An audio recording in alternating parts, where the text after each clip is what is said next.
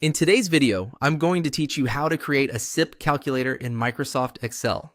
A SIP, or Systematic Investment Plan, calculator helps you estimate the future value of your monthly investments. It uses three main inputs: your monthly investment amount, your expected annual return rate, and your investment period. This is a very useful tool if you want a quick projection of how your money could grow over time, and Excel makes the process simple and flexible. To begin, make sure your worksheet already includes the main input values. In this example, the monthly investment amount is in cell B1, the annual return rate is in cell B2, and the investment period in years is in cell B3. From there, we'll calculate the values needed for the final future value formula. First, click on cell B4 and enter the formula equals B2 divided by 12. Then press enter. This converts the annual return rate into a monthly interest rate, which is important because SIP investments are typically made every month. Excel needs the rate and the payment schedule to match, so if contributions are monthly, the interest rate also needs to be monthly.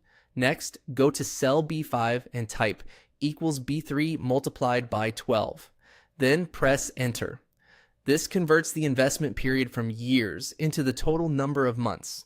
Since the calculator is based on monthly contributions, Excel needs the total number of monthly payments rather than the number of years.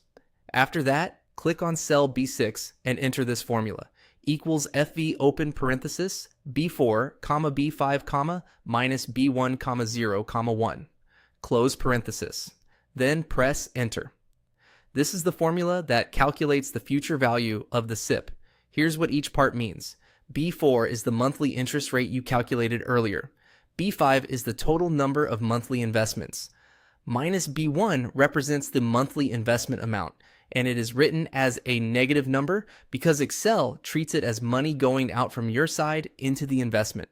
The 0 means there is no initial lump sum investment at the start, and the 1 at the end tells Excel that the payment is made at the beginning of each month, which is a common assumption in CP calculations.